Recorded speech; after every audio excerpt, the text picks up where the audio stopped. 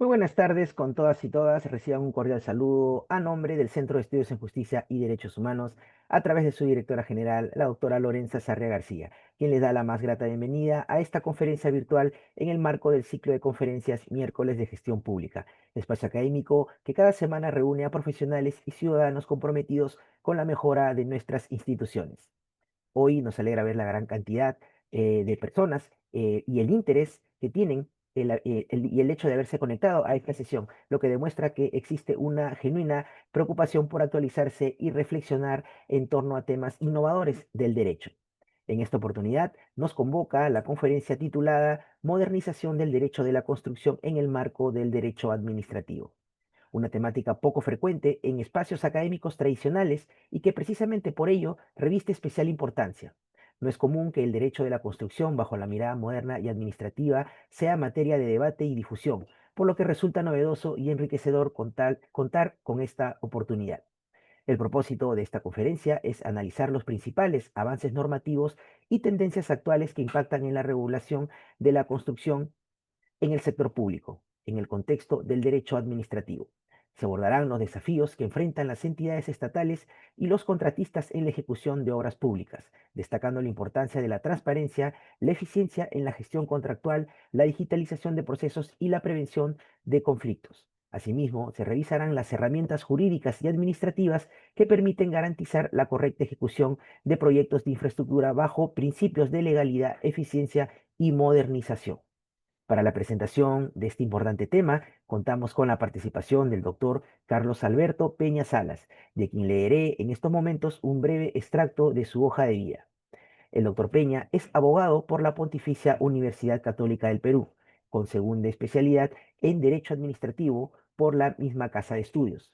Cuenta además con especializaciones en Gestión de la Construcción por Columbia University y en Derecho de la Construcción por la Universidad del Pacífico. Es especialista en brindar asesoría legal en Derecho Administrativo, Construcción e Infraestructura, regulación de servicios públicos, contratación pública y resolución de controversias.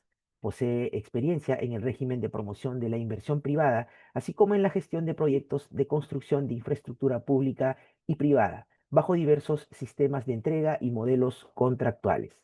Es asimismo miembro de la Asociación Latinoamericana de Derecho de la Construcción. Queremos expresar nuestro más sincero agradecimiento a nuestro expositor invitado por su valiosa contribución académica que sin duda nos permitirá comprender mejor los retos y perspectivas de la modernización normativa en un sector tan crucial como la construcción. En relación a la certificación, queremos recordarles que para acceder es necesario permanecer conectados al menos el 90% del tiempo total de la conferencia. Asimismo, resaltamos la importancia de su participación activa, ya que al culminar la exposición, que tendrá una duración de 70 minutos, se abrirá un espacio para responder a las preguntas que podrán formular a través de la opción Preguntas y Respuestas de esta plataforma. Doctor Peña, muy buenas tardes. 888 personas lo escuchan atentamente. Le cedo el uso de la palabra por 70 minutos. Bienvenido a los miércoles de gestión pública. Muy buenas tardes con todos y muchas gracias al centro por la invitación. Vamos a dar inicio a la conferencia del día de hoy. Me confirman si el audio se puede escuchar conforme, no hay ningún inconveniente. Todo perfecto, doctor. Perfecto, entonces damos inicio a la ponencia del día de hoy. Muchas gracias por la introducción, doctor. Así que iniciamos. Siguiente lámina, por favor. Bueno, nuevamente saludarlos a todos y todas por estar presentes el día de hoy en la ponencia. El tema que me ha tocado exponer es la modernización del derecho de la construcción en el marco del derecho administrativo. Y para ello, siguiente por favor, les voy a presentar el siguiente esquema. Primero voy a dar una introducción, luego hablaré sobre el marco conceptual y evolución del derecho de la construcción en el ámbito público. Seguidamente, conversaremos sobre las transformaciones normativas recientes en contratación de obras públicas. Después hablaremos sobre los desafíos operativos en ejecución de proyectos de infraestructura estatal. Posteriormente hablaremos de la modernización administrativa, muy importante hoy en día, es decir, la digitalización, trazabilidad y control que deben tener las entidades públicas. Asimismo, tocaremos el tema de la prevención de conflictos y el fortalecimiento de la transparencia. así como las propuestas para una modernización efectiva dentro de un marco jurídico administrativo y finalmente daremos unas conclusiones o un resumen en la ponencia. Em, Antes de iniciar con la exposición, permítanme, siguiente lámina, por favor. Perfecto, gracias. Antes de iniciar con la exposición, permítame iniciar con una frase que, aunque breve, condensa una visión muy profunda del orden jurídico, y es la siguiente. Se dice que el derecho administrativo es el derecho constitucional concretizado. Eso lo señaló un jurista alemán, Fritz Werner, y esta afirmación, que me gusta mucho traer la colación cuando hablamos del derecho administrativo, nos invita a mirar más allá de simplemente las leyes, los códigos, los reglamentos. Esto significa que para entender cada acto administrativo, cada contrato público que celebra las entidades estatales, cada obra ejecutada por las mismas, es en realidad una expresión práctica de los principios constitucionales que nos rigen, que estamos hablando de legalidad, eficiencia, equidad y transparencia. En ese sentido, debemos entender como introducción que el derecho administrativo no es solo una herramienta de gestión, sino que también es un vehículo mediante el cual el Estado cumple un rol importante porque tiene que salvaguardar la Constitución y a su vez tiene que materializarla en beneficio de todos los ciudadanos. Cuando hablamos, por ejemplo, de obras públicas, también estamos hablando y estamos vinculando a salud, educación, conectividad, por ejemplo, incluso por desarrollo territorial. Por eso, modernizar el derecho de la construcción también implica, desde una perspectiva administrativa, no solo una pretensión técnica, sino también se convierte hoy en día en una necesidad institucional. En tal sentido, hoy quiero conversar con ustedes de cómo este campo ha ido evolucionando con el paso del tiempo, qué desafíos va a enfrentar a futuro y qué propuestas o esbozos de propuestas podríamos dar para consolidar un marco jurídico que sea más eficiente, transparente y alienado justamente con las demandas del siglo XXI. En tal sentido, y ya entrando en materia de discusión el día de hoy, el derecho a la construcción en una dimensión pública podemos entenderla como una disciplina transversal, donde se articulan no solo aspectos técnicos, sino también hay participación financiera, contractual, administrativa. ¿Qué debemos entender por el derecho de la construcción, que hoy en día se utiliza con mayor volumen, con mayor tendencia? El derecho a la construcción vendría a ser el derecho mediante el cual yo regulo el ciclo completo de una obra.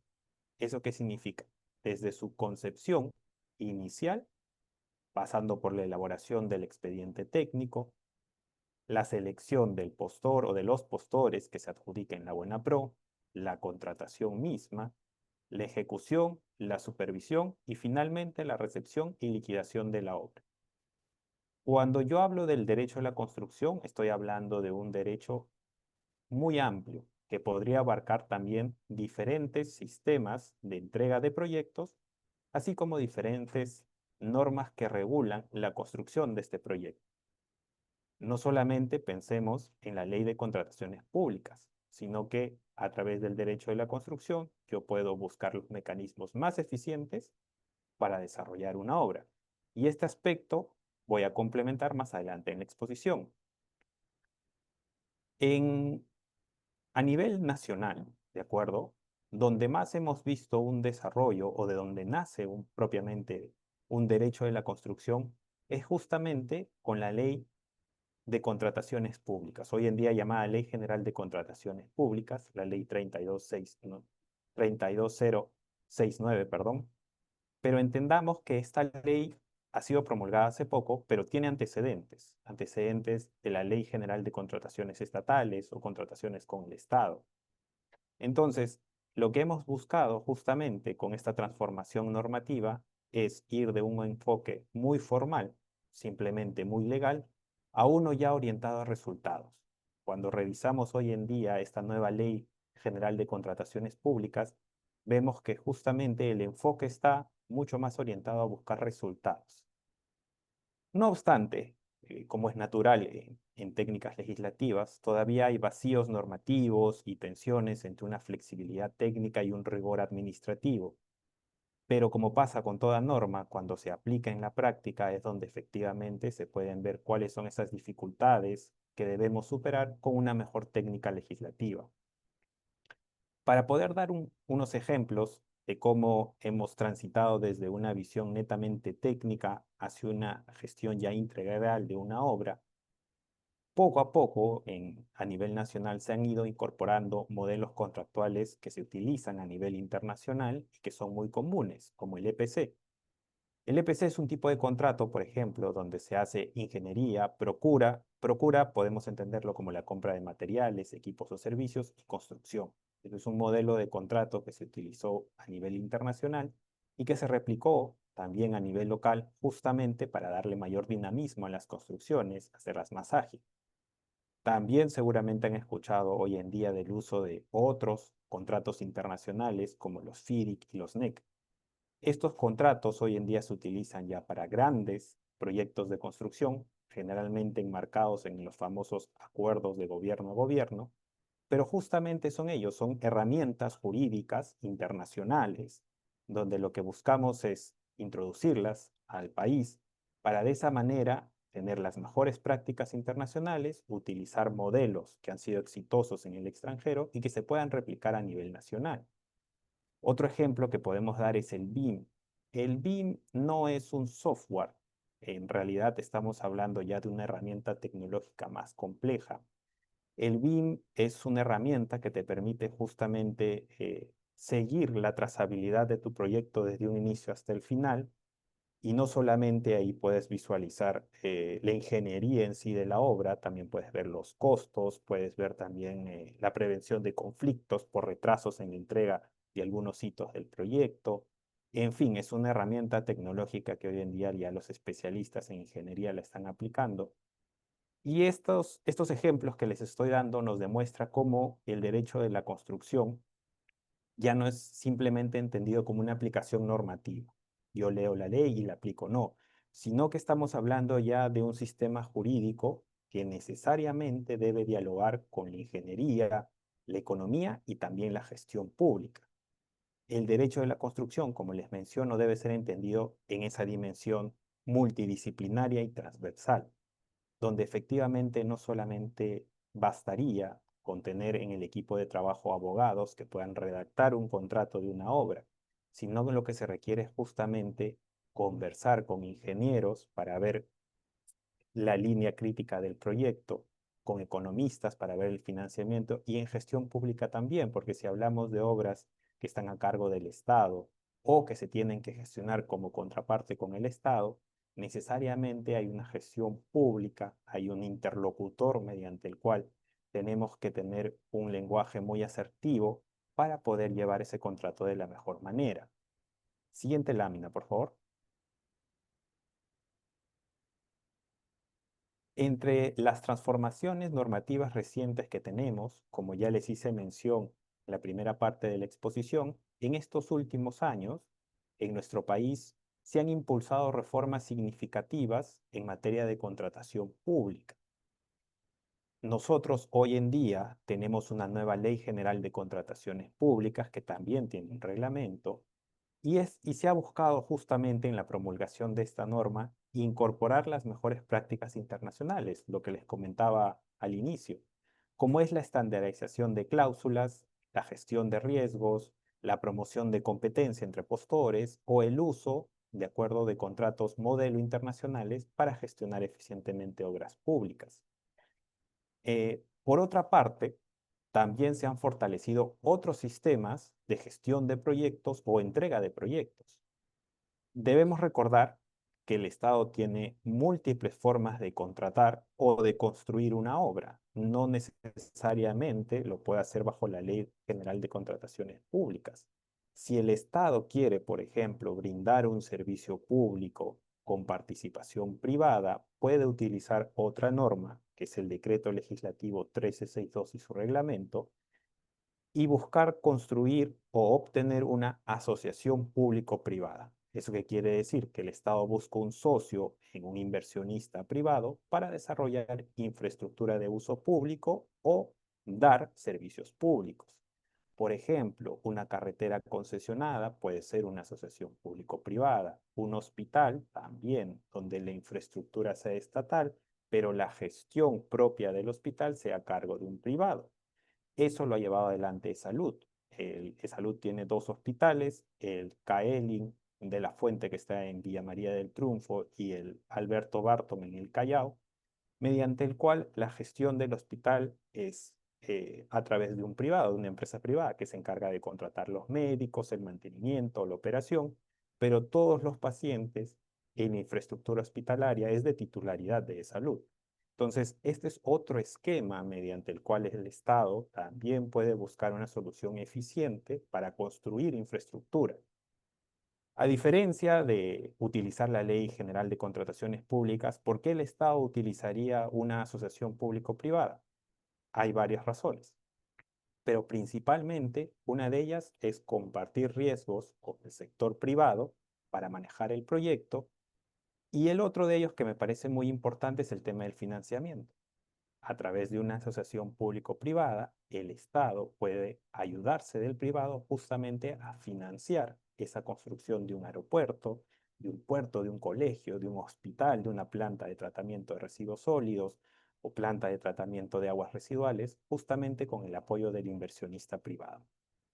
Adicionalmente, también hay otra modalidad muy nueva que ha empezado en el año 2018 en adelante, que son los proyectos en activos. Los proyectos en activos también están regulados en el Decreto Legislativo 1362, en un capítulo propio, y ahí justamente lo que se busca es tener un sistema mucho más ágil de contratación, ¿de acuerdo? Y de poner en valor inmuebles o predios del Estado que no se utilizan eficientemente. A diferencia de una asociación público-privada, donde los riesgos se reparten entre el Estado y el inversionista, en un proyecto en activos, la responsabilidad total está en el inversionista. ¿Eso qué significa? Construcción, operación y mantenimiento de la infraestructura es netamente a cargo del inversionista. El Estado solamente pone a disposición inmuebles, que pueden ser predios sin ninguna construcción o pueden ser edificios que se hayan construido. Esta es otra forma mediante la cual el Estado también, por ejemplo, puede buscar tener una intervención privada y poner en valor infraestructura que hoy en día o es muy costosa por el mantenimiento o que no está siendo aprovechada. Algunos ejemplos de proyectos en activos muy vistosos es el Parque Industrial de Ancón, que hoy en día está en pleno proceso de promoción. Lo que se busca es justamente en la zona de Ancón, que está muy cerca al puerto de Chancay y también es la entrada a la ciudad de Lima, se busca tener un parque industrial que sirva como un hub logístico. Y esto se va a dar a través de un proyecto en activo. ¿Eso qué significa? Se identifica un terreno súper amplio en Ancón, se le va a dar en propiedad a un inversionista para que él tenga un plan de promoción de la inversión. Y con ese plan indique en qué hitos y en qué fases va a construir el parque industrial. Ese es un ejemplo que tenemos en proyectos en activos. Adicionalmente, en proyectos en activos no se brindan servicios públicos. Eso es netamente, como les digo, una asociación público-privada. Por proyectos en activos, netamente yo pongo un terreno del Estado para intervención privada, es decir, un aprovechamiento que también podría ser comercial. Otro ejemplo que tenemos que está en construcción hoy en día es el teleférico turístico Miraflores. Ese también es un proyecto en activos. Este proyecto se está construyendo actualmente, está detrás de la iglesia Virgen de Fátima, por Larcomar, y va a llegar hacia la playa, a la playa Redondo 2. Y la idea es justamente tener no un teleférico de transporte de pasajeros, acá no se va a cobrar ninguna tarifa, ni hay otras entidades del Estado intervinientes, sino es simplemente un teleférico turístico. Si yo estoy transitando por la zona, lo utilizo para descender a la playa, si no lo quiero utilizar, pues busco otras alternativas. Entonces, a lo que quería llegar con estos dos esquemas es que independientemente de la ley 32069, tenemos el decreto legislativo 1362 y su reglamento que le permite también al Estado buscar otras formas de entrega de proyectos. Un ejemplo emblemático también que tenemos hoy en día es eh, las líneas del Metro de Lima que se están construyendo, se están ejecutando a través de estas modalidades de asociaciones público-privadas. La línea 1 es un buen ejemplo de una APP, la línea 2 que está en construcción también es otro buen ejemplo que tenemos de APP, y en fin, podríamos citar varias de ellas. Adicionalmente, también tenemos, por ejemplo, los acuerdos de gobierno a gobierno, que seguramente deben haber escuchado. Estos acuerdos de gobierno a gobierno, como su nombre mismo lo indica, son simplemente manifestaciones de voluntad, instrumentos jurídicos que se firman entre el Estado peruano y un Estado que te va a brindar toda esa capacidad logística, técnica de conocimientos en contratar un proyecto de gran envergadura. El ejemplo más sonado que tuvimos en un inicio fue justamente lo que se utilizó para realizar la infraestructura para los panamericanos en su momento. Ahí se contrató justamente con el Reino Unido para que el Reino Unido, a través de toda la capacidad logística que tenía, nos ayude justamente a hacer eficientes esas contrataciones y sobre todo porque habían plazos muy cortos para entregar la infraestructura para los Juegos Panamericanos, se utilizaron, y acá es donde se introdujo un poco los conceptos de los contratos NEC. Los contratos NEC se crearon en el Reino Unido y justamente son contratos ya estandarizados. Entonces, lo que te permite a ti es que tú y tu contraparte no entran en un plano de negociación muy amplio, sino que ya conocen previamente las cláusulas y lo que hay que hacer es adaptarla a la realidad de cada proyecto. Adicionalmente, se introdujo en estos contratos NEC las famosas juntas de resolución de disputas, que de repente también han escuchado. Estas juntas de resolución de disputas lo que buscan es ser una etapa previa a llegar ya a una disputa en arbitraje o en conciliación o en mediación. Una junta es justamente, son un órgano colegiado, son profesionales que no necesariamente son abogados, también los integran ingenieros, arquitectos, y lo que busca es acompañar todo el ciclo del proyecto para de esa manera detectar tempranamente algún tipo de conflicto, algún tipo de retraso, alertarlo y solucionarlo de la mejor manera. Entonces, lo que se busca es justamente resolver previamente algún tipo de disputa. En caso no se pueda solucionar esa disputa de manera anterior, efectivamente la Junta también podría dar soluciones. Lo que generalmente te permite estos tipos de contratos NEC, a diferencia, por ejemplo, de la ley de contrataciones públicas, que si hay algún inconveniente, paralizamos la obra, vamos a arbitraje, solucionamos el problema y recién retomamos la obra. Si utilizamos un contrato NEC, la obra continúa. El conflicto se ve al final. Lo que se busca es que justamente el ciclo del proyecto no se vea afectado por alguna disputa que no sea trascendental ni impida la normal ejecución del contrato. Entonces, estos ejemplos que les estoy dando de tres formas distintas de contratación del Estado, lo que le permite justamente a la entidad pública es evaluar en base a las necesidades que tenga de infraestructura, ver qué sistema de contratación le conviene, cuál sería el más acertado también para sus objetivos institucionales, y de esa manera ver qué marco normativo puede utilizar. Entonces, todas estas normas que les he comentado, estas transformaciones normativas, lo que están buscando en el Estado en realidad es generar eficiencia, además de transparencia y predictibilidad, que estos son elementos claves justamente para atraer inversión privada y para garantizar un buen uso de recursos públicos. Entonces, cuando hablamos del derecho de la construcción, para retomar un poco el tema, el derecho de la construcción no es igual a solamente aplicar la Ley General de Contrataciones Públicas. Cuando yo hablo del derecho de la construcción, es tener profesionales capaces de entender, uno, las necesidades de la entidad pública, qué tipo de obra se quiere construir, y en base a eso ofrecer una solución normativa en base a las leyes que tengo disponibles. Si solamente quiero construir, por ejemplo, o asfaltar las pistas de una localidad, de un vecindario, pues puedo utilizar la ley de contrataciones públicas, porque la cuantía y el monto no implica un desembolso mayor. Pero si quiero yo realizar un hospital público, un colegio público, puedo utilizar, por ejemplo, la normativa de asociaciones público-privadas. Si tengo un terreno como una municipalidad provincial que quiero dar en viviendas de interés social, puedo utilizar proyectos en activos. O, por ejemplo, soy una entidad de las Fuerzas Armadas que también tengo terrenos disponibles para hacer parques de energía solar, fotovoltaica, eólica también, pues puedo utilizar el esquema de proyectos en activos. Pero si ya estamos hablando de una obra muy compleja, como fue, por ejemplo, toda la infraestructura para los Juegos Panamericanos, pues podría utilizar un acuerdo de gobierno a gobierno. Entonces, el derecho de la construcción justamente es saber, poder entender estos diferentes tipos normativos que existen, cada uno con su particularidad, y poder asesorar adecuadamente tanto a la entidad pública como al contratista en qué rama, en qué sección utilizar para lograr esos objetivos y construir al final de cuentas la infraestructura que se necesita. Siguiente lámina, por favor.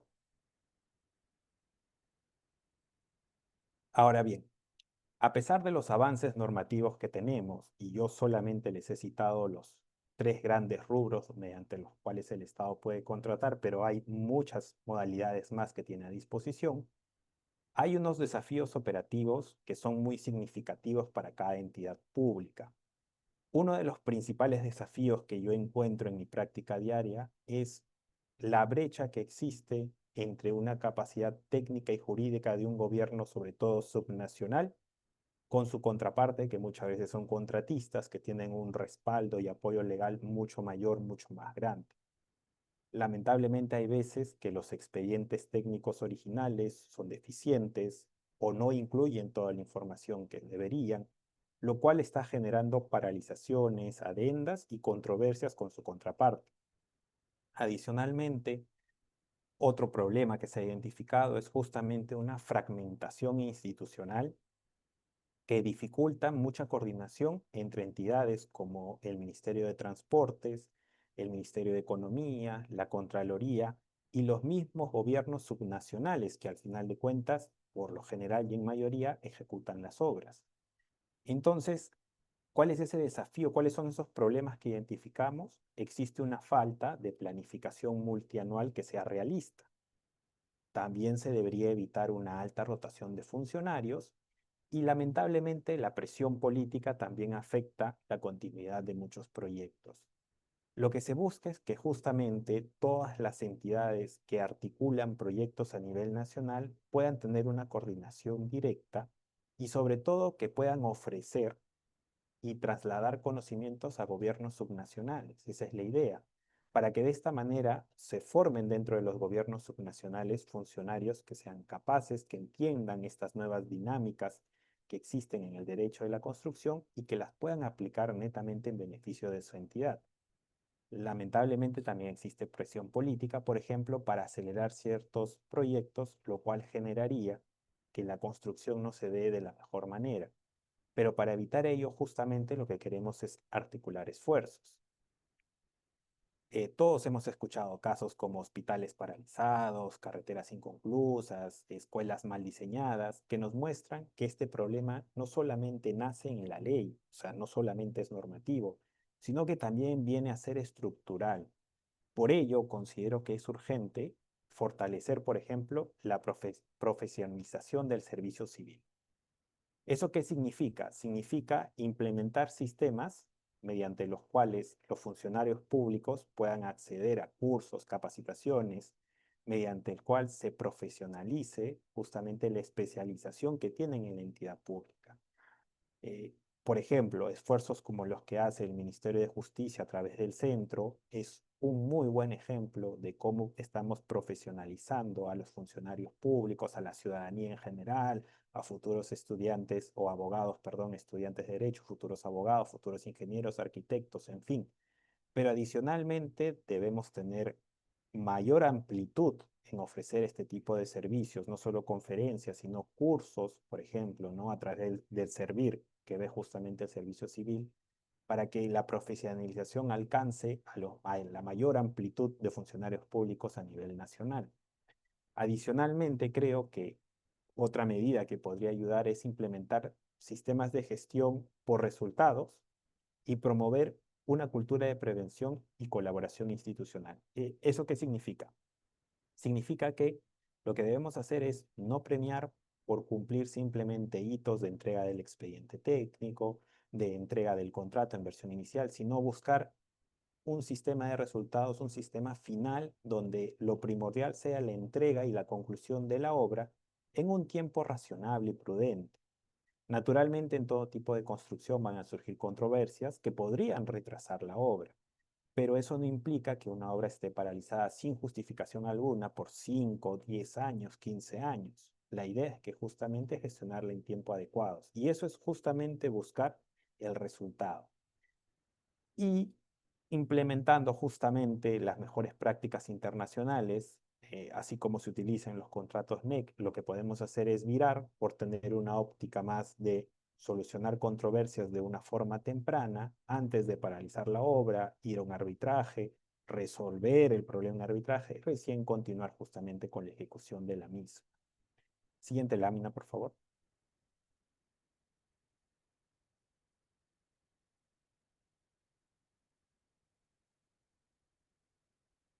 Perfecto. En cuanto a la digitalización, trazabilidad y control, que esto ya es un poco hablando de la modernización administrativa, la digitalización ha sido uno de los pilares de la modernización administrativa hoy en día, y eso es innegable. Hay herramientas como por ejemplo el CAC 3.0, que es del organismo supervisor de contrataciones con el Estado, antes llamado OCE o llamado OECD, que permiten realizar contrataciones electrónicas, reducen tiempos de contratación y aumentan la trazabilidad. Eso es por un lado, por ejemplo, en contrataciones públicas, ¿no? Hoy en día tenemos esta herramienta tecnológica. Pero por otra parte, también tenemos el Plan BIM Perú. Al inicio de la conferencia les comenté de que existe una herramienta tecnológica, no podríamos llamarla solamente software, que es el BIM, donde efectivamente se puede llevar una trazabilidad del proyecto completa, se pueden ver los planos en 3D, en tiempo real, se pueden utilizar incluso herramientas como la inteligencia artificial también hoy en día para predecir dónde pueden haber futuros conflictos en la construcción de la obra, se pueden estimar costos, tiempos, en fin, se puede hacer todo un mapeo general del proyecto en diferentes ámbitos, pues el Ministerio de Vivienda ha entendido esta necesidad y está implementando, tiene normas al respecto sobre tener un plan BIM Perú donde justamente se utiliza esta herramienta tecnológica en obras al inicio de gran envergadura y luego ir progresivamente abarcando la mayor cantidad de las mismas, ¿no? Lo que se está buscando justamente con este plan BIM Perú es impulsar un modelo de gestión digital, lo cual me va a permitir diseñar, ejecutar y supervisar estas obras con mayor precisión. Entonces, ahí tenemos otro ejemplo de cómo la digitalización en otro ámbito también está buscando abarcar más terreno. Adicionalmente, yo también soy un convencido de, como les explicaba, que era uno de los problemas, de que la interoperabilidad entre las entidades se tiene que dar de todas maneras. Entonces, recordemos que existe un decreto legislativo que es el 1412, el Ley de Gobierno Digital, donde justamente lo que está buscando es que todas las entidades del Estado compartan información en tiempo real, se facilita el control concurrente y la toma de decisiones. Pero esta implementación de la Ley del Gobierno Digital está siendo muy paulatina y está tomando mucho tiempo. Lo que considero se debería hacer en cada entidad pública es justamente traer nuevamente a colación la ley de gobierno digital e implementarla en pasos más agigantados. Es decir, gracias a la pandemia, por ejemplo, por poner un ejemplo pequeño, tenemos hoy en día a nivel nacional mesas de partes virtuales de las entidades públicas. Pero no me dejarán mentir, antes de la pandemia, pues había que entregar los documentos en físico por mesa de partes en cada entidad pública de los 3 niveles de gobierno. Entonces, hemos tenido que esperar justamente este percance sanitario, este inconveniente sanitario para recién cambiar y transformar un ejemplo muy básico y muy sencillo que es una mesa de partes, cuando pudo haber sido digital desde hace mucho tiempo atrás. Hoy en día ya tenemos plataformas digitales que nos permiten justamente tener mayor trazabilidad en la documentación. Adicionalmente, es importante mencionar también el rol de la Contraloría, porque el uso de recursos públicos que hace cada entidad del Estado para la construcción de diferentes obras en diferentes entregas, tiene que haber un control de la Contraloría, porque se usan recursos públicos al final de cuentas. Entonces, la Contraloría también tiene que tener un rol importante acá, implementando mejores sistemas de monitoreo digital que yo sobre todo aboco porque sea todo, eh, tener una digitalización más avanzada, que le permitan también supervisar obras en ejecución, anticipar riesgos y alertar sobre posibles irregularidades. Y con lo digital no me refiero a que la Contraloría o el supervisor, por ejemplo, de una obra deba hacer un control no in situ, no, al contrario, tiene que ser necesariamente in situ, pero utilizando y apoyándose en herramientas digitales que le permitan mejor toma de decisiones, le permitan agilizar justamente la supervisión que deba hacer, ver dónde están los riesgos, los posibles conflictos que se puedan crear de la obra, es decir, apoyarse en herramientas digitales que hoy en día tenemos a disposición. En síntesis, todas estas herramientas que les comento no solo van a mejorar eficazmente el ciclo de vida de un proyecto, sino que también, en contrapartida, van a fortalecer la confianza de la ciudadanía en la gestión pública. Ustedes, al igual que yo, cada vez que vemos noticias sobre obras públicas, solamente vemos noticias de paralizaciones de obras, que se han encontrado también irregularidades en la contratación porque el expediente técnico es deficiente, o también el postor o la contratista ha presentado documentación que es inexacta, falsa, no cumple con los requisitos técnicos. En fin, en realidad tenemos que cambiar esa percepción de la ciudadanía de que a través de la contratación pública no se está realizando un control adecuado, no se están realizando pues tomas de decisiones adecuadas, sino que tenemos que tener confianza en que la ciudadanía cambie también esa óptica y vea que a través de la gestión adecuada de las obras, de una gestión pública de parte de una entidad estatal, se están desarrollando de la mejor manera. ¿Y eso cómo se hace? A través de una trazabilidad. Es decir, tenemos que tener la capacidad de seguir el rastro de cada decisión, de cada gasto que se irrogue y de cada contrato que se suscribe. Y eso es una garantía netamente de transparencia y legalidad que toda entidad pública debe tener para con sus ciudadanos y para rendir cuentas. Cuando les comentaba, por ejemplo, del BIM, que el Ministerio de Vivienda tiene el plan BIM Perú, justo lo colocaron en la lámina como ejemplo, la nueva sede institucional del Banco de la Nación fue una de las primeras obras a nivel nacional que se construyó implementando la herramienta tecnológica del BIM. Este edificio muy emblemático hoy en día en Lima, que está en plena avenida Javier Prado, pasando a Aviación, es un edificio de 30 pisos, 138 metros de altura, y justamente el contratista empezó a implementar este tipo de herramientas para su construcción, para buscar hacer más eficiente, apoyarse en herramientas tecnológicas que le permitan hacer más eficiente el ciclo de vida de este proyecto. Entonces, no es que el BIM no sea aplicado, tenemos ya ejemplos muy importantes como este del Banco de la Nación, donde ya poco a poco se van aplicando. Las nuevas construcciones, sobre todo de proyectos muy grandes, muy emblemáticos, están utilizando estas herramientas y también, por ejemplo, la construcción de la nueva carretera central, que también es un acuerdo gobierno a gobierno con el gobierno de Francia, utiliza este tipo de tecnologías, de herramientas de gestión al igual que los aeropuertos, el aeropuerto de Chincheros, el nuevo que se está construyendo en Cusco, también un acuerdo gobierno a gobierno con el gobierno de Corea, es otro ejemplo. Siguiente lámina, por favor. De acuerdo. Entonces, en cuanto a la prevención de conflictos y el fortalecimiento de la transparencia, eh, la ejecución de obras públicas, lamentablemente, está expuesta a múltiples fuentes de conflicto. Hay discrepancias técnicas, incumplimientos contractuales que pueden conllevar a demoras o sobrecostos. Entonces, para enfrentarlos, se han implementado ya desde hace mucho tiempo atrás mecanismos como conciliaciones y arbitrajes, tratos directos que permitan justamente entre el contratista y el contratante buscar una solución entre las partes. Por lo general, primero tenemos la etapa del trato directo, que es donde conversamos directamente las partes para solucionar el inconveniente. Y si no se llega a un acuerdo, o se acude a un centro de conciliación o directamente se va a un arbitraje, dependiendo de lo que se establezca en el contrato. Pero, como les comentaba en esta exposición, a lo largo de esta exposición, hoy en día hay otros mecanismos que podemos implementar para hacer más eficiente también la gestión de conflictos, como son las juntas de resolución de disputas.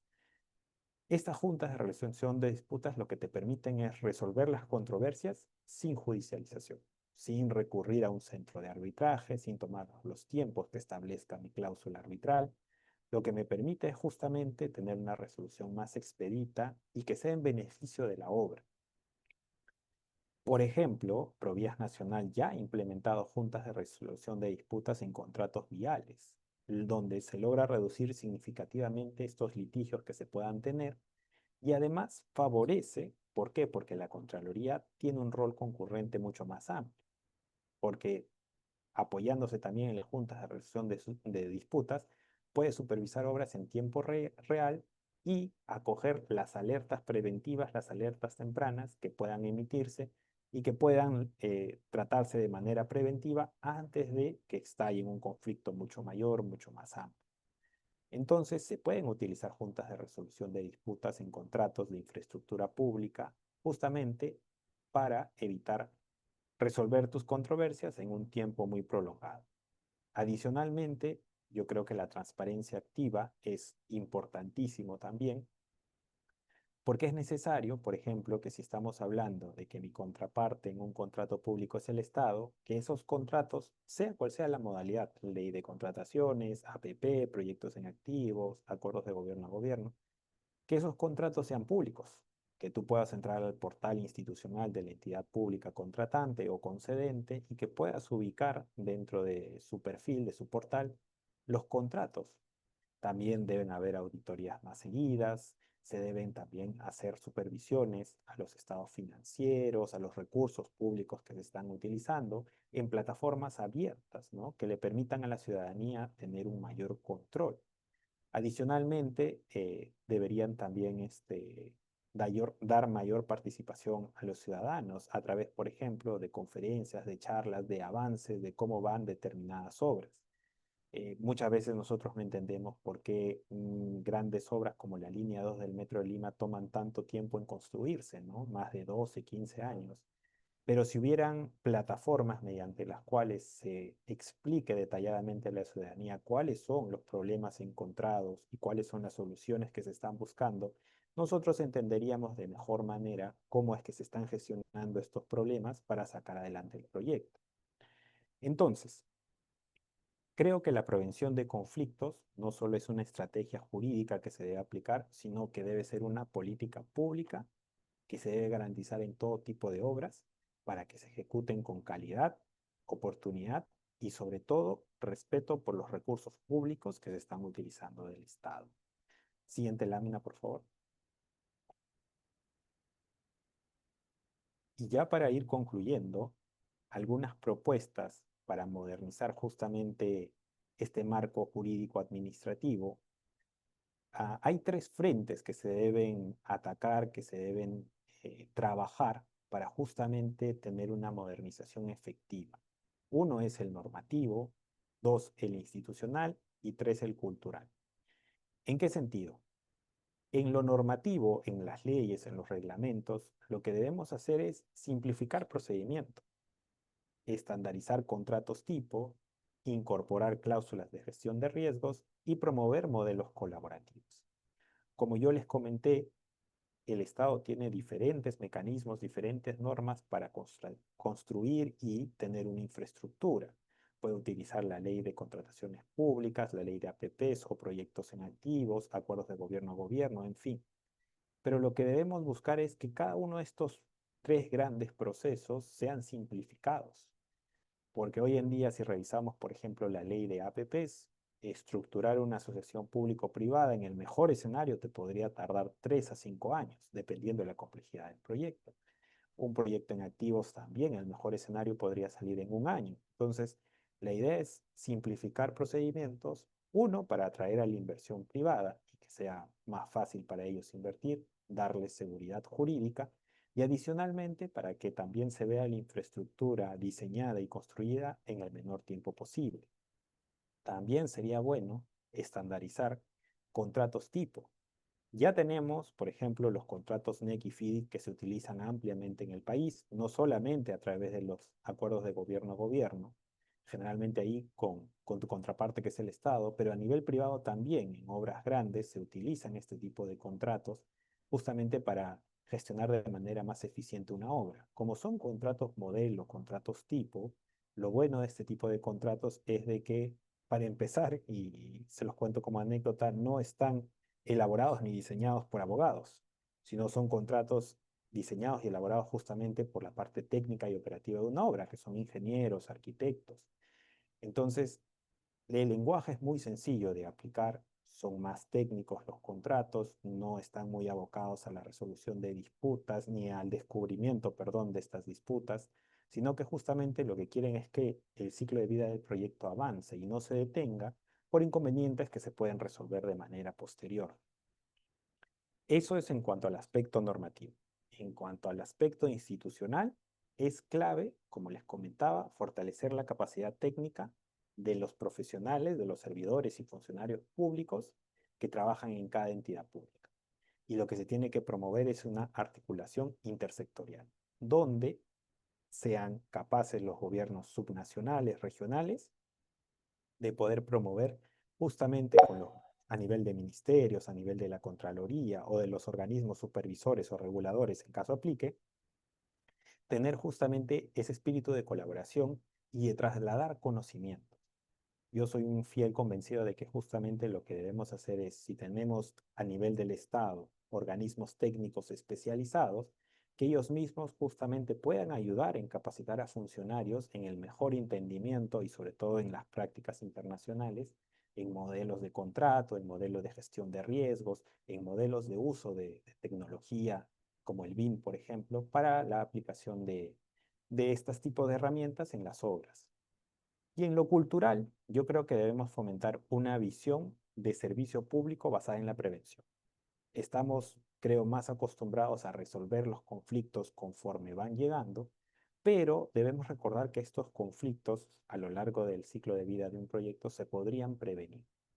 Eso lo que nos va a garantizar es, uno, transparencia, porque se va a dar la información desde un inicio, y dos, vamos a estar enfocados en los resultados. Es decir, prevengo previamente un conflicto que se podría suscitar, aminoro los riesgos que se puedan tener en ese conflicto y ya estoy avanzando hacia un resultado final que es la conclusión de la obra en el tiempo estimado del proyecto. Principalmente, entonces, resumiendo, la profesionalización de este servicio civil, una ética pública correcta, son pilares que van a ayudar en esta transformación cultural. Además, creo que deberíamos también introducir de manera paulatina unidades especializadas no solo en gestión de las contrataciones, porque hoy en día hay entidades públicas que tienen áreas solamente destinadas a ver contratación pública, sino tener ya unidades especializadas que abarquen una amplitud mayor que sería en derecho a la construcción, tanto dentro de ministerios como gobiernos regionales como en gobiernos subnacionales. Y la idea es que estos profesionales, que no necesariamente tienen que ser abogados, pueden ser ingenieros, arquitectos también, porque como les digo, esta es una disciplina multiprofesional que abarca diferentes ramas y campos. Lo que se buscaría es que justamente estos profesionales asesoren desde el inicio de vida de un proyecto hasta la entrega final e incluso en la ejecución contractual y resolución de controversias. Estas unidades, estos centros especializados en derecho a la construcción, lo que vendrían a hacer es un verdadero centro de excelencia técnica y jurídica. Como les decía, y para ir ya concluyendo con la exposición, el derecho de la construcción no es simplemente ver la ley de contrataciones con el Estado y contratar bajo esa ley una determinada obra pública. No, es entender que el Estado como entidad pública tiene diferentes formas de contratar dependiendo de sus necesidades y de la finalidad del proyecto, y en base a eso asesorar en qué norma o cuál de todas debería utilizar para lograr esos fines. Como es una disciplina multidisciplinaria, valga la redundancia, se requiere que no solamente trabajen abogados, sino que nos apoyemos en la parte técnica, en los ingenieros, en los arquitectos, en la parte económica, financiera, con los economistas. En fin, la idea es que justamente se tenga una unidad que pueda conversar con diferentes áreas para lograr el mejor desarrollo, ya sea si trabajamos en entidades públicas para lograr justamente que la obra pública se materialice sin contratiempos, O si trabajamos de repente del sector privado, asesorar adecuadamente a los contratistas para que ellos tengan seguridad jurídica, de que están contratando bajo un marco regulatorio determinado y que su contraparte, que sea el Estado, sea un locutor válido con el cual yo puedo conversar, si tengo inconvenientes, discutirlos y solucionarlos y sobre todo llevar una correcta ejecución contractual. Ante ello, ya para concluir con la ponencia y de poder escuchar también los comentarios, sugerencias, consultas que puedan tener, como les comentaba, el derecho de la construcción no es solamente una rama abocada en un tipo de contrato, ni solamente que se utiliza dentro del sector público. El derecho a la construcción va cambiando y evolucionando, así como todas las normas y las disciplinas del derecho, acogiéndose a nuevas prácticas internacionales y sobre todo se acoge a las aplicaciones que se le dan a nivel nacional. Hoy en día, cuando hablamos de derecho administrativo, generalmente lo vinculamos a contratos públicos, pero el derecho administrativo en sí también está muy vinculado al derecho de la construcción. ¿Por qué? Porque cuando yo elaboro, por ejemplo, e identifico las necesidades de una entidad pública, primero tengo que ver si vamos a dar un servicio público o no. Para ello me tengo que apoyar en el derecho administrativo, naturalmente. En el derecho administrativo se ha calificado qué es un servicio público, qué requisitos debe cumplir determinado servicio para estar ante un servicio público. Imaginémonos también que ya estamos en una ejecución contractual de un hospital o de una carretera. Y tenemos ahí también un ente supervisor o regulador que es el OSITRAN, por ejemplo. Y el OSITRAN también a través de la disciplina del derecho administrativo nos puede imponer sanciones, iniciarnos fiscalizaciones. Hay un procedimiento administrativo sancionador que se lleva a cabo. Hay reglamentos para regular tarifas, hay reglamentos para atender reclamos de los usuarios. Entonces, esta disciplina del derecho de la construcción no está desligada del derecho administrativo, sino que conversa diariamente con el mismo. ¿Por qué? Porque se nutre del derecho administrativo y se utilizan muchas ramas dentro del derecho administrativo para lograr justamente la administración contractual de la obra. Naturalmente, el derecho de la construcción también tiene un componente del derecho civil, porque la exposición ha sido justamente en base a tener un interlocutor público, que sería el Estado. Pero el derecho a la construcción también aplica entre privados. Simplemente dos empresas privadas que desean contratar para construir, por ejemplo, viviendas inmobiliarias. Allí, dentro del uso del derecho a la construcción, tengo que también apoyarme en el derecho civil para hacer justamente esos contratos que me permitan edificar la vivienda en este caso. Entonces, en resumen, el derecho de la construcción, como muchas de las ramas del derecho, también se apoya en otras ramas justamente para buscar que sus resultados sean los mejor en beneficio de la población y de la mejor manera posible. Entender este concepto implica no solo que las normas justamente busquen ser transversales entre ellas, sino que también las normas mismas deben recoger prácticas, capacidades y cultura institucional. Es un poco les comentaba al inicio, lo que debemos hacer es buscar que justamente también no solo la práctica internacional de contratos, sino cómo se ha ido materializando en el país, cuáles son nuestras realidades que tenemos hoy en día a nivel de gobiernos subnacionales, regionales, cuáles son los inconvenientes que se han presentado en esas etapas, para con esas ideas, esos inconvenientes que se han podido identificar, poder trasladarlos en una mejora regulatoria y nuestras leyes, nuestros reglamentos puedan de cierta manera abarcar todo tipo de escenario para luego evitar lagunas en la norma o interpretaciones antojadizas. Yo les indiqué al inicio que había una frase que me gustaba mucho de Fritz Werner, que era: el derecho administrativo es el derecho constitucional concretizado. Y a lo largo de esa exposición les he querido dar ejemplos de cómo es que efectivamente el derecho administrativo, de la mano con el derecho de la construcción, concretizan justamente esta misión que tiene el Estado de otorgar, salvaguardar y proteger derechos constitucionales que tienen todos los ciudadanos. Y en el ámbito de obras públicas, yo creo que esta concretización se traduce justamente en la creación y edificación de hospitales, que al final de cuentas salvan vidas, el derecho a la vida, de carreteras que entregan territorios, desarrollo económico, y escuelas que forman ciudadanos, derecho a la educación. Entonces, todo tipo de obra pública, al final de cuentas, tiene un fin constitucional innato, que es justamente el beneficio para los ciudadanos, para que se utilicen recursos públicos en beneficio de ellos y otorgarles servicios públicos que sea de fácil acceso. Ya para finalizar, yo creo, soy un fiel convencido de que la infraestructura en nuestro país no debería ser solamente hablar de cemento y acero, sino que infraestructura en nuestro país debe significar también hablar de políticas públicas, de justicia social, de buscar igualdad de oportunidades para todos los ciudadanos y lo que me conlleva a un desarrollo del mismo. Yo creo que justamente el derecho de la construcción en este ámbito, si se aplica correctamente y buscamos tener profesionalización de especialistas en cada entidad pública que entiendan correctamente el derecho de la construcción, pues este puede ser justamente ese puente entre la norma, la normativa y una transformación real que la ciudadanía pueda ver. Muchas gracias a todos por su atención. Espero haber dado ejemplos concretos de la aplicación práctica del derecho de la construcción y yo quedo muy atento a alguna consulta o comentario sobre el particular. Muchísimas gracias, doctor Peña. Excelente presentación, lo felicito, la verdad.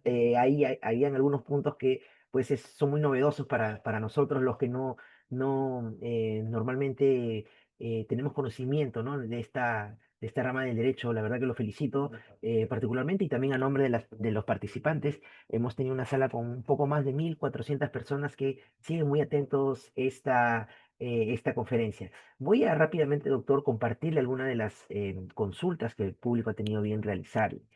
Para empezar, estimado doctor, ¿por qué es necesario hablar de modernización en el derecho de la construcción? Correcto.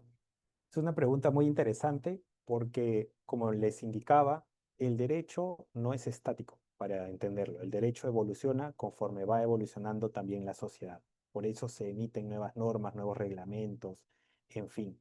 Y el derecho de la construcción no es una rama ajena a justamente estos procesos de cambio y evolución, que naturalmente están ligados a la modernidad o modernización de los mismos. El derecho a la construcción, como está muy vinculado a la construcción de infraestructura, también está vinculado al uso de tecnologías, tanto de información como de creación, para justamente buscar tener mayor aceleración acelerar procesos que podrían tardar más tiempo, utilizando herramientas tecnológicas pueden ser más cortas. Entonces, en el derecho de la construcción, lo bueno es que está muy cercano y en constante evolución con las nuevas herramientas tecnológicas. ¿Por qué hablar de modernización? Porque no podemos quedarnos estáticos en el tiempo y pensar que el derecho de la construcción, como el derecho administrativo, el derecho constitucional, va a ser igual hoy en día que de acá 5 años a 10 años. Siempre tenemos que estar viendo las mejores prácticas internacionales, cómo se aplican en nuestro país y cómo podemos justamente adecuarnos a esa transformación digital para ser más eficientes, transparentes y que la ciudadanía pueda entender de que esto es un proceso que sí está avanzando. De acuerdo, doctor. Y una pregunta que va ligada también a un poco la respuesta que nos ha dado es, ¿qué problemas estructurales del régimen actual hacen urgente esta modernización? Claro, lo que yo les comentaba en la exposición, uno de los principales problemas que yo veo es que no hay interoperabilidad entre las entidades del Estado. Muchas veces gobiernos, sobre todo subnacionales, pensemos en locales, provinciales, cuando quieren tener estas capacidades de generar infraestructura, no cuentan con los profesionales adecuados y lamentablemente el trámite burocrático para pedir, por ejemplo, asesoría técnica al Ministerio de Vivienda, al Ministerio de Transportes o al mismo Ministerio de Economía y Finanzas, toma mucho tiempo. Y para eso ya el periodo del alcalde también ha concluido y ha finalizado y al final no se llegó a materializar la obra. Entonces, acá hay una fragmentación que no debería existir. Deberíamos tener procesos transversales, una sola unidad orgánica que pueda dar profesionalización a los servidores civiles y que de esa manera en cada entidad de gobierno tengamos especialistas que puedan justamente sobrellevar procesos para tener obra pública de manera ágil y en su defecto, si es muy compleja, poder tener una entidad en la cual yo me apoye, una entidad del Estado, ¿no? En la cual yo me apoye y me pueda brindar justamente esas capacidades técnicas que yo adolezco. Gracias, doctor. Otra de las consultas que nos han compartido es la siguiente. Doctor, ¿qué entidad supervisa que los TDR del Servicio de Ejecución de Obras, por ejemplo, en los hospitales, sea el correcto o esté correcto? Y luego, ¿quién supervisa la ejecución de parte del Estado? Correcto. Esa es una pregunta bien interesante porque hay diferentes regímenes mediante los cuales el Estado puede contratar. Si vamos a construir un hospital bajo la ley de contrataciones con el Estado, los términos de referencia se hacen netamente en la entidad pública. La entidad pública es la responsable de justamente tener un expediente técnico de qué es lo que quiere para construir ese hospital. La Contraloría de la República tiene un control concurrente y podría verificar que el uso de recursos públicos se dé de la mejor manera en ese expediente técnico. Pero si hablamos, por ejemplo, de una asociación público-privada para construir un hospital, ahí es diferente. ¿Por qué? Porque ahí hay otras entidades del Estado que intervienen justamente en la validación de los contratos. En primer lugar, también ahí se rescata bastante el rol de Proinversión, que pertenece al MEF. Esta entidad adscrita al MEF también apoya muchas veces en la elaboración de los contratos, también de los expedientes técnicos, para que la entidad pública pueda tener un proceso en asociaciones público-privadas muy adecuado. Entonces, para responder la pregunta, va a depender también en qué régimen normativo yo estoy contratando. También hay que recordar, por ejemplo, en otro sector que es carreteras, yo tengo un supervisor regulador que es el OCITRAN. En telecomunicaciones tengo el OCIPTEL, en minería y energía el OCINERMIN. Entonces también va a depender mucho del sector en el cual yo voy a desarrollar infraestructura. Gracias, doctor. Otra de las consultas que quisiera compartirle es la siguiente. Em, ¿Qué cambios normativos recientes han impactado en los contratos de obra pública, de obra pública? Correcto, lo que se ha buscado ahora con la dación de la nueva ley de contratación, Ley General de Contrataciones Públicas son procedimientos simplificados. Y eso ayuda bastante porque cuando tenemos contrataciones de menores cuantías, deberíamos tener procesos más ágiles y más rápidos. Y si hablamos no solo de obra pública, sino también de la contratación de bienes o servicios, que es el día a día de cada entidad pública, lo que se busca es que justamente tengamos procesos más sencillos para contratación y para buscar proveedores y además utilizar plataformas digitales que permitan que esta contratación sea más ágil. Por eso les comentaba en la exposición que esta herramienta del CAC 3.0 hoy en día es muy utilizada por los proveedores que quieren contratar con el Estado porque les permite hacerlo de manera más ágil y de forma digital, por ejemplo. De acuerdo, doctor. Otra pregunta es la siguiente.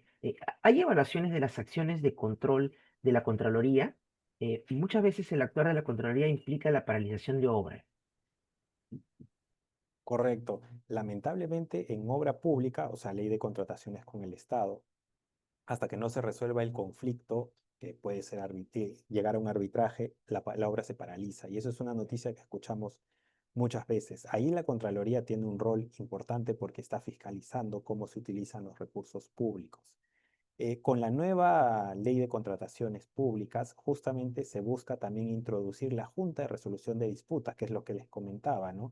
La idea es que la obra no se paralice por un inconveniente que en realidad no sea sustancial en la ejecución del proyecto. Y por eso la Contraloría también se puede apoyar en la Junta de Resolución de Disputas para continuar con la obra y si es una controversia no sustancial, solucionarla al final del mismo. Y si hay sanciones o penalizaciones que se deben aplicar, se aplicarán de manera correcta, pero la idea es no paralizar la obra por 10, 15 años sin verla construida.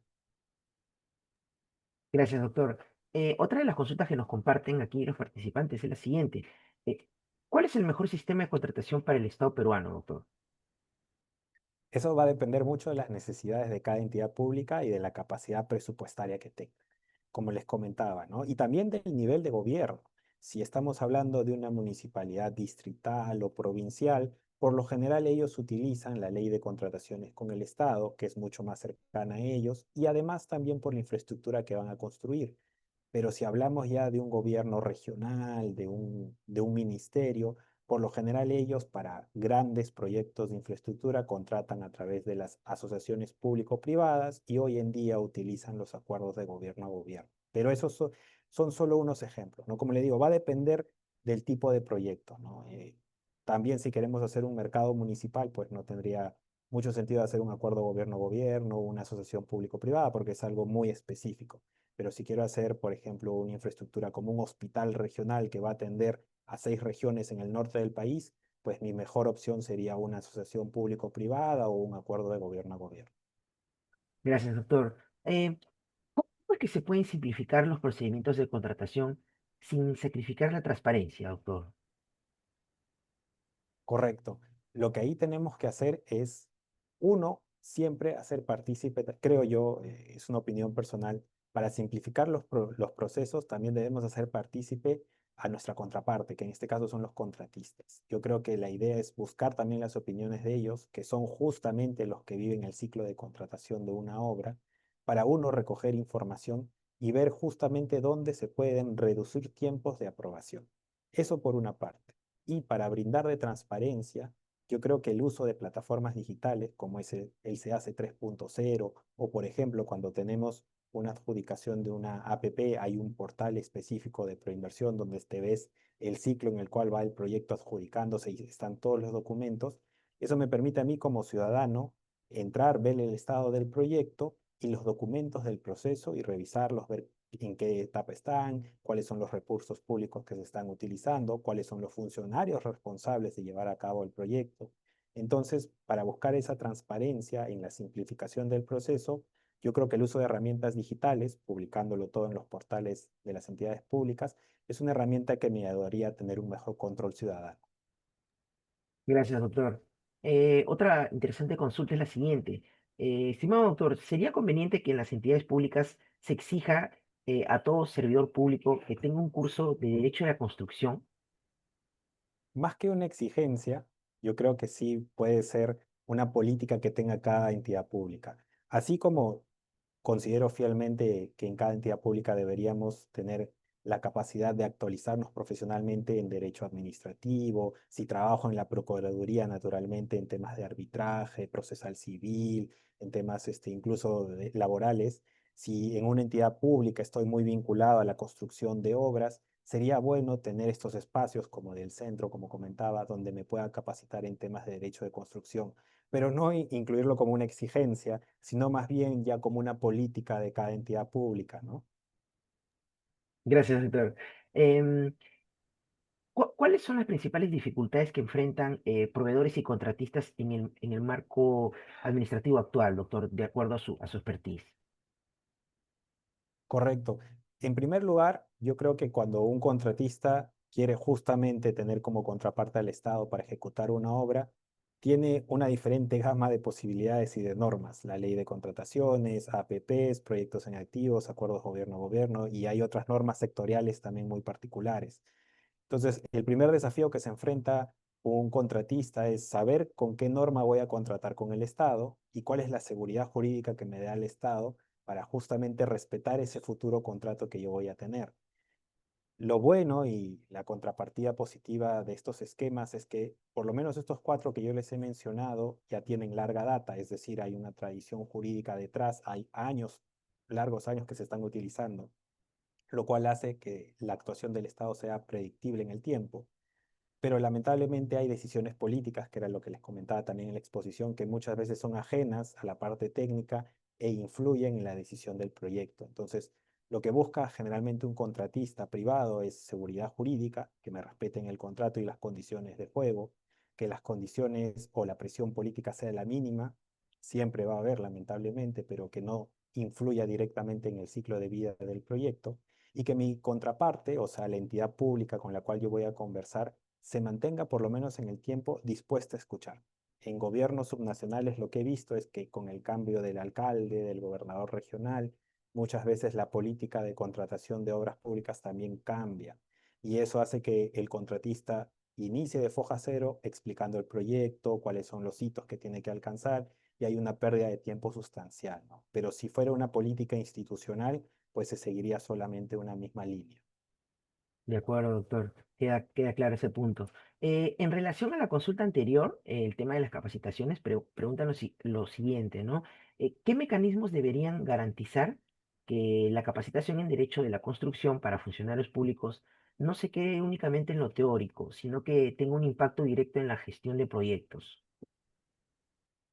Correcto. Ahí yo creo que como Estado debemos pensar, y sobre todo apoyándome, como comentaba, no tanto en el Ministerio de Justicia que tiene este tipo de centros y programas, pero también pensemos en servir dentro de los programas de formación que ellos puedan dar de forma gratuita hacia los servidores públicos, también incluir una parte de aplicación práctica. Eso yo creo que es esencial para justamente lo aprendido, utilizarlo y valga la redundancia, ponerlo en práctica. Y no estoy hablando de que vayamos a inspeccionar un proyecto, lo cual sería ideal, pero sí, por ejemplo, tener trabajo, ¿no? Dejar un caso, modelo de ejemplo para que los alumnos, los participantes de la ponencia puedan estudiarlo, revisarlo y presentar una solución a ese inconveniente, ¿no? Y tener una retroalimentación que les pueda servir justamente en el día a día en su trabajo, ¿no? O sea, tener una aplicación teórica y práctica sería lo ideal. De acuerdo, doctor. Interesante su respuesta, muy importante también. Eh, ¿qué medidas administrativas, preguntan, qué medidas administrativas son más efectivas para prevenir la corrupción en la ejecución de obras? Principalmente la contrapartida de la corrupción siempre va a ser la transparencia y la participación ciudadana. Esos son los dos pilares básicos que luchan contra la corrupción. La transparencia, ¿por qué? Porque toda la información pública, como les decía, debería estar publicada en portales electrónicos para que la ciudadanía pueda revisar, y no solo la ciudadanía, también si quiere hacer un control concurrente de la Contraloría de la República, si hay un organismo supervisor del Estado en esta obra, también pueda participar, y de esa manera ver cómo se están destinando el uso de recursos públicos. Y dos, muy importante, participación ciudadana. Muchas veces nosotros solamente escuchamos en las noticias en tal obra se ha descubierto corrupción, pero muy poco nos involucramos justamente en este proceso de fiscalización.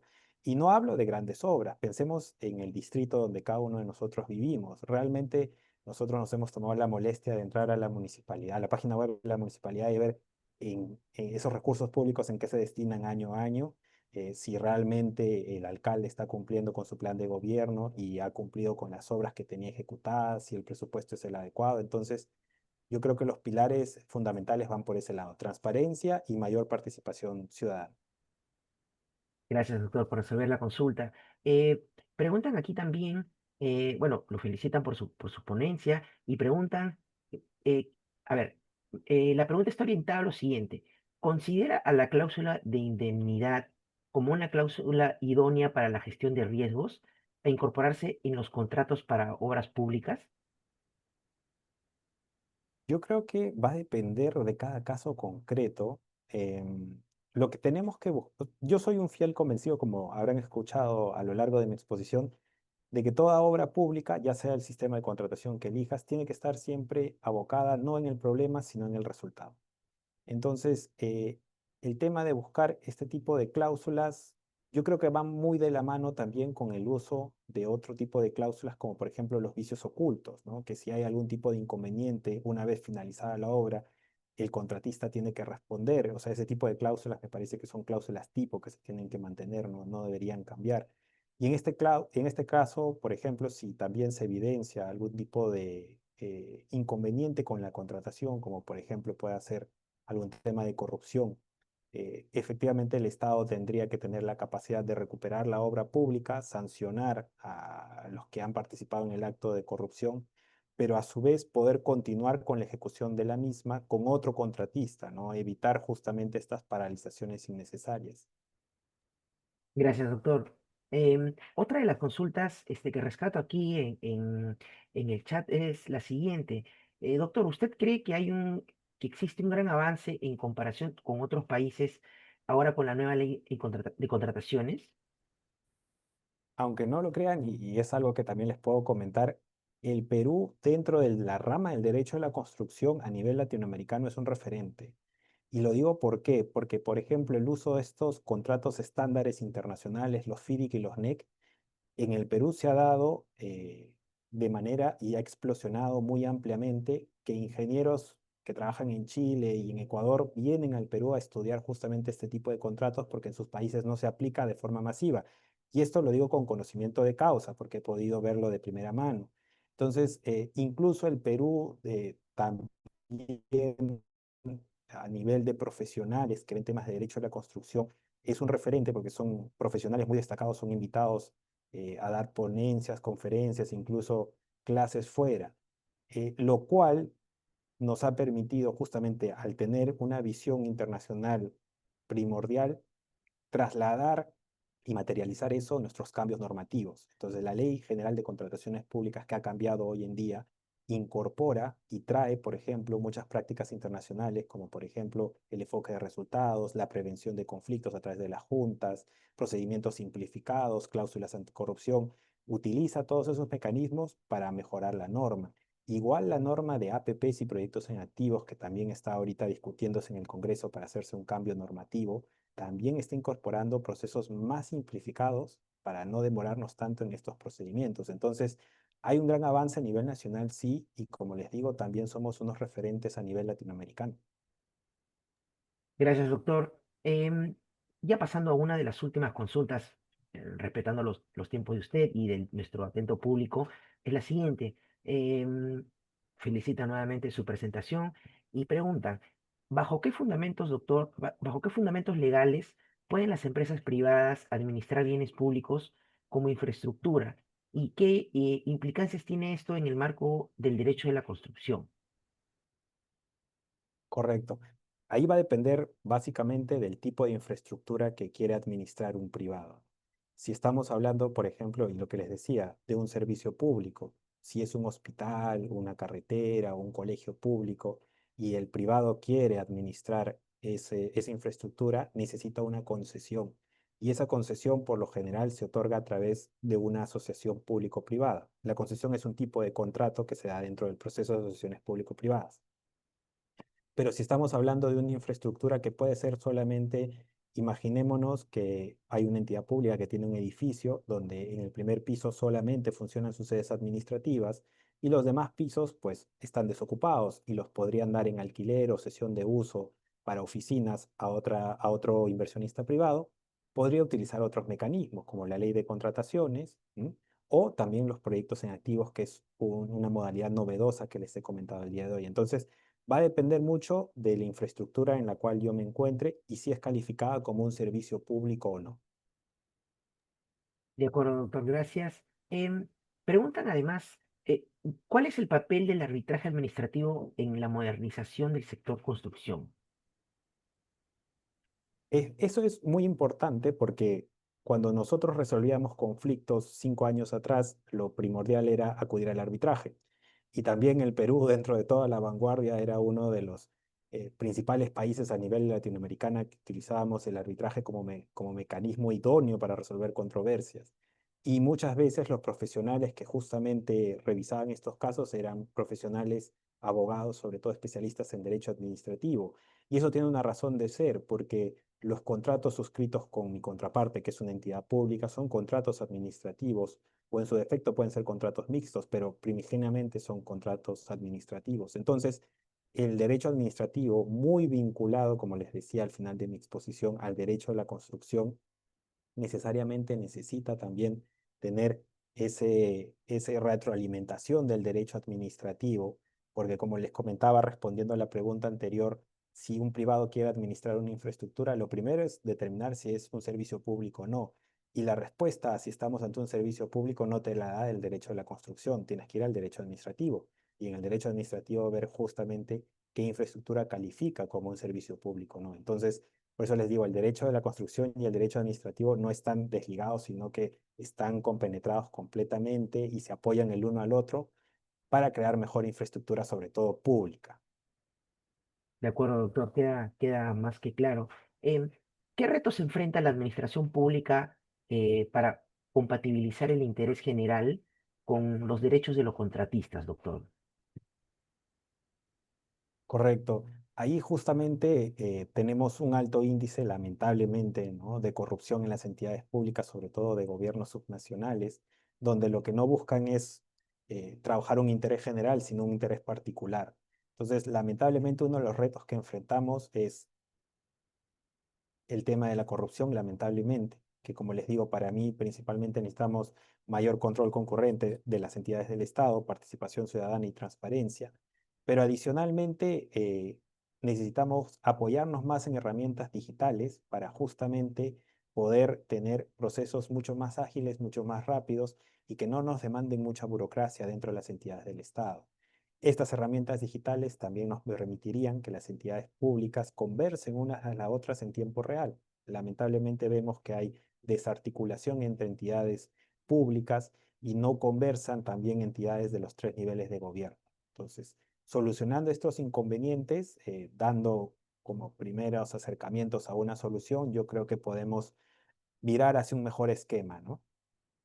Claro que sí. Doctor, nos piden que de una manera un poco lo más detallado posible nos pueda explicar qué reformas urgentes deberían priorizarse para lograr una verdadera modernización del derecho de la construcción. Obviamente en su opinión, ¿no? Por su experiencia. Correcto. Hablando en temas prácticos y aterrizándolos, el primero de ellos, como les comentaba, yo creo que es la capacitación y profesionalización de los servidores públicos. Tenemos servidores públicos a nivel nacional de los tres niveles de gobierno que utilizan sin saberlo el derecho de la construcción porque hacen obra pública bajo la ley de contrataciones, están gestionando asociaciones público-privadas o quieren administrar sus patrimonios, sus inmuebles mediante proyectos en activos. Y lo que se necesita es que puedan tener otro tipo de herramientas y que conversen con otros profesionales, porque esta es una rama multidisciplinaria, para entender bien cuál es el ciclo de vida de un proyecto. En mi experiencia profesional, yo soy abogado de formación, como bien indicaron al inicio, pero debido a que estoy vinculado al tema de construcción, he tenido que conversar directamente con ingenieros, con arquitectos, con economistas, con personal que ve logística, para entender justamente el ciclo de vida de todo un proyecto de construcción. Entonces, el primer desafío grande es no pensar que porque soy abogado solamente voy a ver el contrato de construcción y punto, no, sino que tengo que gestionar de manera integral el proyecto de construcción. Y lo mismo con los ingenieros, lo mismo con los arquitectos.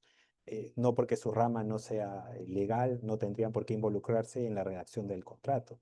Que como les digo, el contrato no tiene por qué ser netamente puro y duro legal, tiene que ser un contrato entendible entre las partes.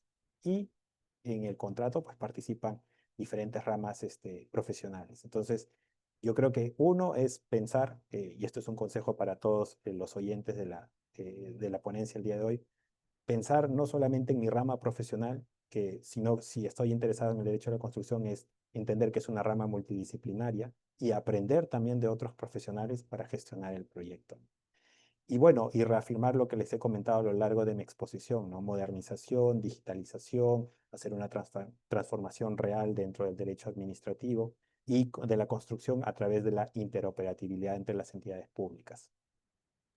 Gracias, doctor. Y voy a culminar la sesión de esta tarde con una pregunta muy interesante que probablemente la realice algún estudiante de algún ciclo de la universidad.